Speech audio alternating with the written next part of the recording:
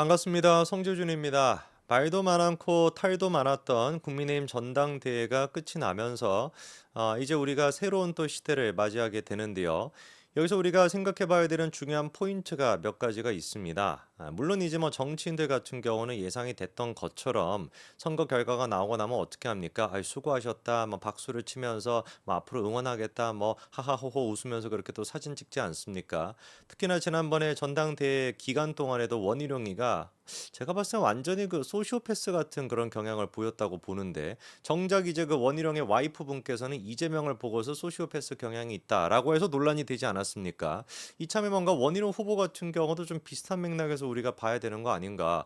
그도 그럴 것이 앞에 카메라가 있을 때는 막 웃으면서 한동훈 막 얼싸안고 막 끌어안으면서 뭐 박수 치자 그리고 막 이렇게 어깨 동무하고 사진 찍고 하다가 대번에 그냥 그 현장을 벗어나자마자 한동훈에 대한 욕을 하니까 이게 뭐 소시오패스지 뭐 다른 게 소시오패스입니까? 인간적인 어떤 감정 교류가 일반인들과 다른 거 아니겠어요? 뭐 어쨌거나 정치인들이야 이렇게 뭐 결과가 나오면 지금까지는 막 피터지게 싸웠다가도 다시 이제 힘을 합치는 듯한 모습을 보이겠지만 우리가 거기에 넘어가서는 안 됩니다. 아직까지 사실상 전당대회만 끝난 것뿐인 것이지 국민의힘에 대한 개혁은 끝나지 않았습니다. 전당대회를 통해 가지고 우리가 개혁의 불씨를 만들어냈다라고 한다면 그 불씨가 꺼져버리게끔 해서는 안 되겠죠. 더 활활 타오르게 할 수가 있어야 되고 그 맥락에 대해 가지고 오늘 제가 좀 말씀을 드리고자 합니다. 이제 본격적으로 친윤 쪽과 그리고 윤석열 대통령 쪽에 국민의힘에 대한 견제가 시작이 될 겁니다. 어쩔 수 없이 당과 그다음에 용산 양측 사이의 갈등이 이제 최고조로 또 높아질 수밖에 없는데 지금까지 같은 경우는 전당대회 공식적으로는 개입하지 않는다라고 하는 그 메시지로 인해 가지고 뭐라고 해야 될까? 약간 좀 뒤에서 그런 식으로 술수를 쓰고 뒤에서 이제 꼼수를 부렸었죠. 대표 주자로 이제 그 이모 씨라고 하는 사람, 뭐 이런 사람들이 주도해가지고 뭐 권무술수를 부리고 막 그렇게 했었는데 이제는 대놓고 하지 않겠습니까? 그래서 여러분들 이미 다 아시는 것처럼 전당대회 기간 동안에 나왔던 얘기가 뭐예요? 이른바 김옥균 프로젝트라는 거였죠. 한동훈이 뭐 당대표가 된다라고 하는 것은 기정사실로 일단 보고 당대표가 되기만 되면은 김옥균이가 갑신정변을 일으켰지만 명성황후가 그 민비가 위안스카이한테 청나라 군대 파견을 요청해가지고 갑신정변을 3일 만에 끝냈던 것처럼 이번에 한동훈 또한 마찬가지로 김옥균처럼 3일 천하로 끝내버리겠다라는 거 아닙니까?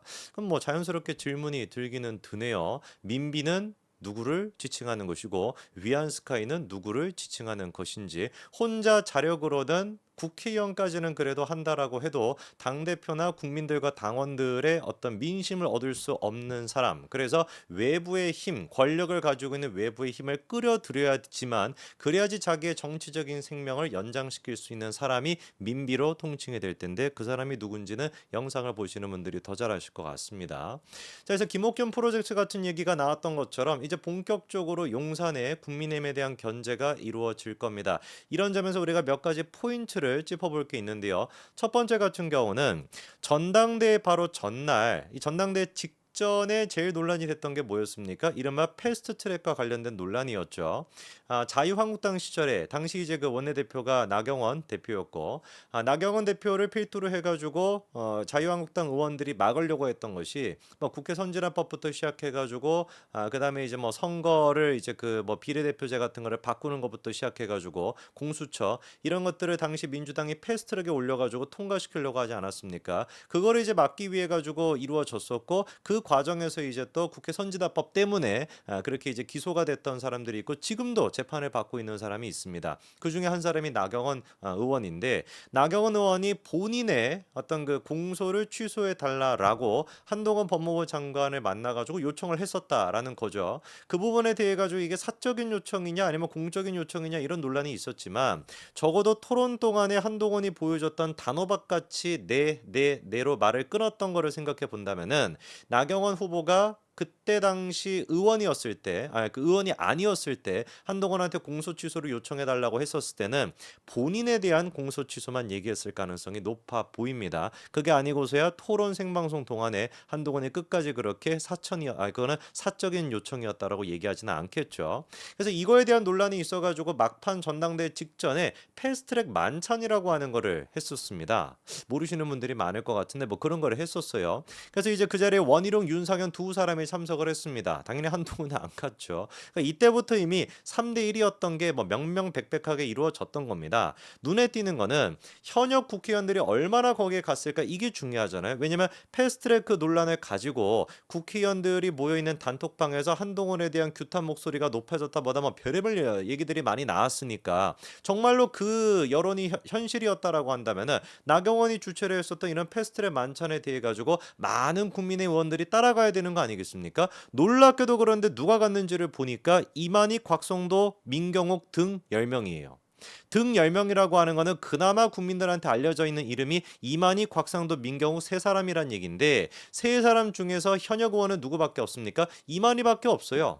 곽상도랑 민경욱 같은 경우는 뭔 놈의 지금 뭐 국회의원도 아니고 곽상도 같은 경우는 구속될 위기에 있는 그런 사람 아니겠습니까? 그럼 질문이 드는 게 그거겠죠. 이만희 의원 빼고는 왜 도대체 현역 의원들이 이렇게나 많이 참석을 안 했을까? 이 부분에 대해서 서정욱 변호사는 이렇게 얘기하더라고요. 전당대회 개입을 못하게 되어 있지 않냐. 원래 현역들이나 이런 분들은 각 캠프에 선거운동을 못하게 되어 있으니까 거기 갔으면 선거운동한 걸로 오해를 받을 수가 있잖아요. 그래서 불참한 것이다. 이런 얘기는 국민 알기를 바보로 아는 얘기죠. 그렇지 않습니까? 선거 개입에 대한 우려가 있기 때문에 그래가지고 불참했다? 이걸 지금 누구 보고 믿으라고 하는 소리입니까? 지나가던 개도 피식하고 그냥 지나갈 것 같아요. 지금까지 친윤 쪽에서 그렇게나 선거 개입을 많이 해왔는데 이제 와가지고 뭔 놈의 뭐 선거 개입을 못하게끔 되어 있으니까 그래가지고 참석을 안 했다고요? 아 그러면 이만희는 왜 갔는데요? 원희룡이랑 윤상현은 또 왜 갔습니까? 원희룡, 윤상현 두 사람 같은 경우는 패스트트랙 그거랑 무슨 뭐 연관성이 있습니까? 직접적으로? 아예 연관성이 없잖아. 그리고 심지어 경쟁자 아닙니까? 나경원의 경쟁자인 윤상현과 원희룡 두 사람이 이미 참석을 했고 이만희 또한 마찬가지로 현역 의원으로서 참석을 했는데 뭔 놈의 전당대회 개입이 지금 뭐 두려워가지고 그래가지고 참석을 안 했다 이런 말 같지도 않은 소리를 하냐고요. 누가 보든지 간에 왜 도대체 현역 의원들이 안 갔겠습니까? 그거를 잘 보여주는 이유가 뭐겠어요? 한마디로 얘기해서 어차피 일단 한동훈은 당대표가 될 것 같으니 당대표 전당대회 전까지 같은 경우는 최대한 눈치를 본다라고 해도 이 지금 만찬이 언제 있었다? 전당대회 전날. 너무 티가 나잖아요. 여기에 참석하는 거는. 그러니까 그게 또 두려워가지고 지금까지는 무슨 뭐 발작을 일으키듯이 한동훈 무슨 뭐 잡냐 못 잡냐라고 그냥 난리를 쳤다가 전날 같은 경우는 그래도 내 이름이 역사에 남을까 혹시나 한동훈의 눈밖에 날까 그게 또 두려워가지고 기회주의자들이 안 간 거 아니겠습니까? 최소한 이철규 정도는 갔어야 되는 거 아니에요? 진짜 이 사람들이 하고 있는 거 보고 있으면 기가 막힙니다. 제 이 얘기를 잘 뒷받침해 주는 게 뭐냐? 원래는 윤항원 의원 또한 마찬가지로 현역 의원으로서 같이 참석한다라고 보도가 나갔거든요. 근데 윤항원 의원 같은 경우는 아예 그냥 보도 자료까지도 배포를 하더라고요. 뭐라고? 아, 나 참석 안 한다고. 응? 그러니까 이게 뭐겠습니까? 이 완전히 그냥 무슨 뭐 살생부 같이 이름 남기는 그런 느낌으로 여기 잘못 내가 참석해가지고 이름 남겨놨다가는 다음 뭐 전당대회 뭐 뿐만 아니라 공천까지 지금 완전히 그냥 잘못될 수가 있으니까 그게 두려워서 못 가는 거 아니겠어요? 그러니까 이것만 보더라도 사실 뭐겠다? 이미 용산과 국민의힘 양쪽의 어떤 그 경쟁 관계가 형성이 된다라고 한다면은 어떻게 이미 돼 있는 거 현역 의원들조차도 저쪽으로 국민의힘 쪽으로 쏠려 있다라고밖에 볼 수가 없는 거겠죠. 여기서 몇 가지 우리가 포인트를 생각을 해봐야 되는 게 국민의힘이 앞으로 보여줄 모습은 무엇이냐 한동훈이 앞으로 보여줄 모습은 무엇이냐 예상이 됩니다. 건강한 당정 관계 요 지금 맥락 속에서 전부 다 이제 이루어지게 되겠죠. 관건은 이제 뭐예요? 한동훈의 모습은 예측이 되는데 용산의 모습은 예측이 안 된다라는 겁니다. 총선 기간 동안에도 한동훈 비대위원장한테 사퇴해라라고 요구하는 것도 아니 상식적으로 말이 안 되죠. 어느 누가 그거를 예상을 했습니까? 그러다 보니까 이게 무슨 뭐 약속 대련이다라는 얘기까지 나온 거 아니에요. 너무 비상식적이다 보니까.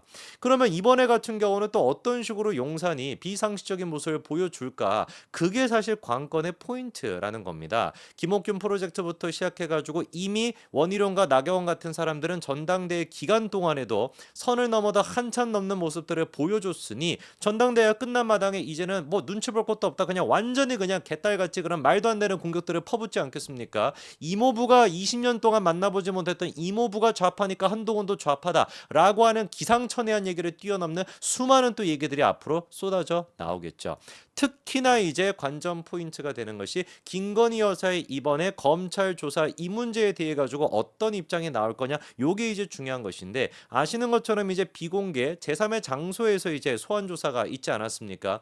그 부분에 대해 가지고 어떤 입장이 국민의힘에서 나올 것이고 그리고 그거에 대해서 용산이 어떤 식으로 대응을 할 것이냐 요것도 중요한 포인트가 될 겁니다. 참고로 전당대회 당일에 이미 장동혁 의원 같은 경우는 뭐라고 입장을 냈어요? 김건희 여사 조사 절차도 국민 눈높이에 맞아야 된다라고 하는 약간 견제구를 던진 상태입니다. 이것도 굉장히 지금 용산에서는 불쾌하게 생각하고 있겠죠. 국민과 당원들은 상식적인 얘기다라고 판단을 하겠지만 용산은 굉장히 불쾌하게 생각하고 있을 겁니다. 그리고 대놓고 이제 용산에서도 이른바 용산 픽이라고 불릴 수 있는 사람들이 있죠. 뭐 웬만한 패널들, 웬만한 유튜버들 같은 거 지금 한 자리씩 다 꿰차고 있잖아요. 그런 사람들이 전당대회 기간 동안에도 말도 안 되는 헛소리 막 내뱉지 않았었습니까? 근데 그 이상으로 공공기관 이사장직부터 대표직까지 알짜배기 자리에 누구를 배치를 시키냐에 따라 가지고 용산이 앞으로 국민의힘의 협조적인 모습을 보일 것인지 아니면 진짜 김옥균 프로젝트를 가동할지 그거에 대한 판가름으로 우리가 볼 수 있을 것 같습니다.